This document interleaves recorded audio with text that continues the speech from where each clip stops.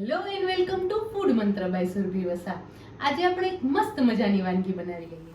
બધાનું મનપસંદ એવું આજે આપણે કોબીનું શાક બનાવવાનું છે. કોબીનું શાક એકદમ ઝડપથી તૈયાર થઈ જાય છે અને ટેસ્ટી પણ બહુ જ લાગે છે. પણ ઘણા લોકોનું કોબીનું શાક પાણી વધારે છોડી દે છે, ટેસ્ટમાં સરસ નથી લાગતું, ફિક્કું બને છે. અને ખાસ કરીને ઢાબા સ્ટાઇલ ક્યારેક પણ તમે કોબીનું શાક ખાધું હોય ને તો એનો સ્વાદ બહુ જ સરસ હોય છે.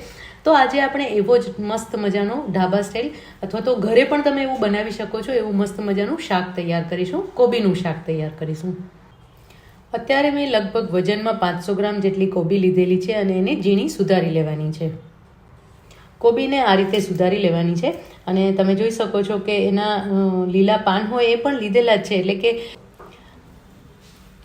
આ રીતે જે ગ્રીન પાન હોય ને એ પણ લેવાના જ છે. ઉપરનું એક પાન કાઢી લેવાનું છે જે થોડું વધારે કડક હોય એવું, અને બાકીના બધા જ પાન તમારે ઉપયોગમાં લેવાના છે, કારણ કે આ બધા જ એકદમ સરસ કૂણા હોય છે અને એનું શાક બહુ જ સરસ થતું હોય છે. તો હવે કોબી તૈયાર થઈ ગઈ છે, આપણે શાકને વઘારી લઈએ. સૌથી પહેલાં આપણે તેલ એડ કરીશું. લગભગ 2 થી 3 ટેબલ સ્પૂન જેટલું તેલ લઈશું. 2 ટેબલ સ્પૂન તેલ પણ થઈ જશે. બહુ જ વધારે તેલ ન હોવું જોઈએ કોબીના શાકમાં અને સાવ ઓછું પણ ન હોવું જોઈએ, એ રીતે તેલ ઉમેરવાનું છે.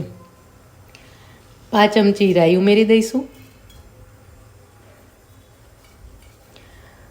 રાઈ પણ બહુ વધારે ન હોવી જોઈએ. રાઈ ખીલે ને એટલે એની અંદર આપણે જીરું એડ કરવાનું છે. અડધી ચમચી જીરું એડ કરી દઈશું.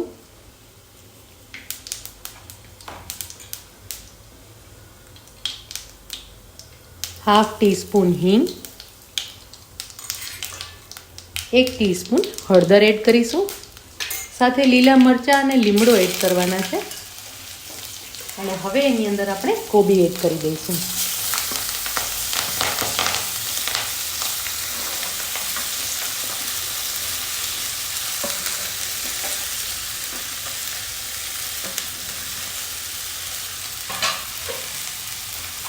કોબી એડ કર્યા પછી એની અંદર મીઠું એડ કરી દેવાનું છે. 1.5 ટીસ્પૂન આપણે મીઠું એડ કરીશું અને મીઠું એડ કરી અને એને સરસ રીતે મિક્સ કરી લેવાનું છે. હવે કોબીનું શાક જ્યારે પણ બનાવતા હોય ને ત્યારે આ પ્રોસેસ કરવી ખૂબ જ જરૂરી છે.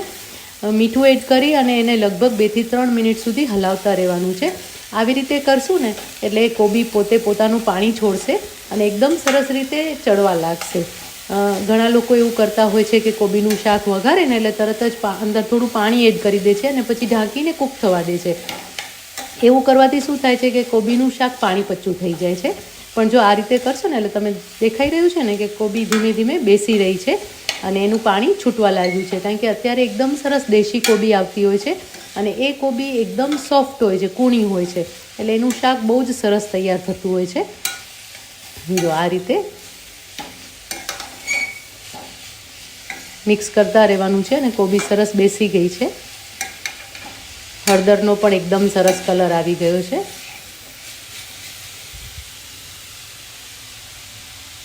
હવે આ જે કોબી છે એને આપણે લગભગ 2 થી 3 મિનિટ માટે ઢાંકીને રહેવા દઈશું.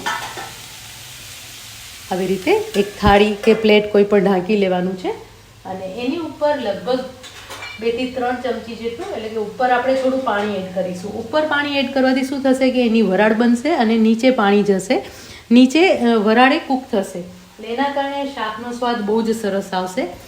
આ મેથડ એવી છે કે તમે કોઈ પણ શાક બનાવતા હો ને તો એ તમે શાકની અંદર પાણી એડ કરો ને એના કરતાં વધારે બેટર છે કે તમે ઉપર પાણી રાખો. ઉપર પાણી રાખવાના કારણે શું થશે કે એના વરાળના કારણે શાક ચડશે અને શાકનો સ્વાદ બહુ જ સરસ આવશે. આમાં એક મારા દાદીમાની સિક્રેટ રીત છે કે આ રીતે જ શાક હંમેશા બનાવવાનું. તો એને લગભગ 2 થી 3 મિનિટ થવા દઈશું અને જો જરૂર લાગે તો આ ઉપરનું જ પાણી 1 થી 2 ચમચી ગરમ પાણી એની અંદર એડ કરવાનું, જેના કારણે એનું ટેમ્પરેચર પણ જળવાયેલું રહે અને એના કારણે એનો સ્વાદ પણ સરસ આવે. ચેક કરી લઈએ. જો તમે જોઈ શકો છો ને કે ઉપર કેવી વરાળ દેખાઈ રહી છે અને હવે આપણે એને ખોલી અને ચેક કરી લઈએ. જો પાણી કેટલું સરસ છૂટું પડ્યું છે અને જરૂર નહીં પડે આપણે પાણી મૂકવાની, કારણ કે વરાળે એની અંદર પાણી સરસ રીતે ગયું છે. જરૂર લાગે તો 1-2 ચમચી ઉપરથી ગરમ પાણી એડ કરી શકો છો.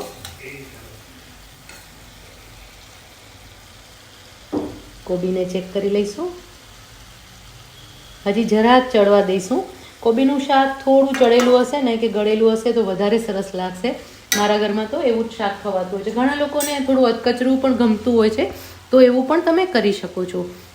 હજી 1-8 મિનિટ માટે એને થવા દઈએ. પાણીવાળી થાળી ઉપર રાખી દેવાની છે. ફરીથી ચેક કરી લઈએ.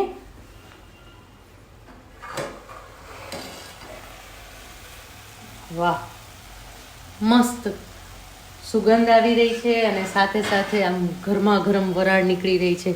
આવું શાક જો ખાવા મળી જાય ને તો મજા પડી જાય. કોબીનું શાક એકદમ ગરમા ગરમ અને મસ્ત ફુલકા રોટલી. હવે એમાં મસાલો કરી લઈએ. શાક સરસ ચડી ગયું છે.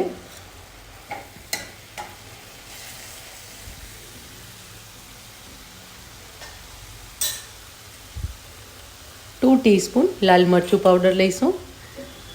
લીલા મરચાં પણ આપણે એડ કર્યા છે, પણ લીલા મરચાં તીખાસવાળા નથી એવા એડ કર્યા છે, તીખા ન હોય એવા એડ કર્યા છે. 1.5 ટીસ્પૂન ધાણા જીરું. કોબીના શાકમાં બહુ વધારે પ્રમાણમાં ધાણા જીરું નથી ઉમેરવાનું. ચપટી જેટલી હળદર ઉમેરીશું અને ચપટી હિંગ ઉમેરીશું. કાચી હિંગનો સ્વાદ કોબીના શાકમાં બહુ જ સરસ લાગે છે, પણ ચપટી જ ઉમેરવાની છે. અને એની અંદર જો તમારે ધાબા સ્ટાઇલ બનાવવાનું હોય તો આ એક વસ્તુ ખાસ ઉમેરવાની, તો એનો સ્વાદ બહુ જ સરસ આવશે. અને એ છે ગરમ મસાલો. ગરમ મસાલો પણ ચપટી જેટલો જ ઉમેરવાનો છે. અને જો તમારે હોમ સ્ટાઇલ બનાવવું હોય તો ગરમ મસાલો નથી એડ કરવાનો. હવે આ બધી જ વસ્તુને સરસ રીતે મિક્સ કરી લઈશું.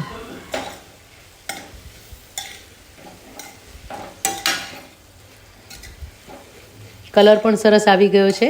જો તમને ગમતા હોય તો આની અંદર ટમેટાં પણ એડ કરી શકો છો. ઘણી જગ્યાએ ટમેટાં એડ કરેલા હોય છે અને ઘણી જગ્યાએ આ રીતે પણ શાક બનાવેલું હોય છે. મારા ઘરે હું જ્યારે પણ શાક બનાવું ત્યારે આ જ રીતે બનાવતી હોઉં છું. એની અંદર ટમેટાની ખટાશ નથી એડ કરતી હોતી. એના બદલે લીંબુની ખટાશ એડ કરતી હોઉં છું. લગભગ 1/2 ટીસ્પૂન જેટલી લીંબુનો રસ એડ કરતી હોઉં છું. હવે આની અંદર 1 ટીસ્પૂન ખાંડ એડ કરીશું. કોબીના શાકમાં જ્યારે પણ તમે ખાંડ એડ કરો ને ત્યારે કોબીની જે મીઠાશ છે ને એ બારે આવે છે અને એના કારણે શાકનો સ્વાદ બહુ જ સરસ લાગે છે. એટલે 1 ટીસ્પૂન જેટલી ખાંડ એડ કરીશું. જો તમને ન ગમતી હોય તો તમે અવોઇડ પણ કરી શકો છો, પણ એડ કરશો તો પણ બહુ જ સરસ લાગશે. સરસ રીતે મિક્સ કરી લીધું છે. બધો મસાલો એડ કર્યા પછી ફરીથી એને 1 મિનિટ માટે ખાલી કૂક થવા દેવાનું છે, જેથી કરીને મસાલો સરસ રીતે ચડી જાય અને એનો સ્વાદ એકદમ સરસ રીતે ભળી જાય. ફરીથી એને ઢાંકી લઈશું અને ઢાંકીને 1 મિનિટ માટે થવા દઈશું. વાહ, મસ્ત મજાનું કોબીનું શાક તૈયાર થઈ ગયું છે. હવે એમાં થોડી કોથમીર એડ કરી દઈશું અને થોડા પ્રમાણમાં લીંબુનો રસ, લગભગ 1/2 ટીસ્પૂન જેટલો. બસ આવી રીતે ઉપરથી એડ કરી દેવાનું છે અને ફ્લેમ ઓફ કરી દઈશું. ગરમા ગરમ શાક તૈયાર છે. આપણે એને સર્વ કરી લઈએ.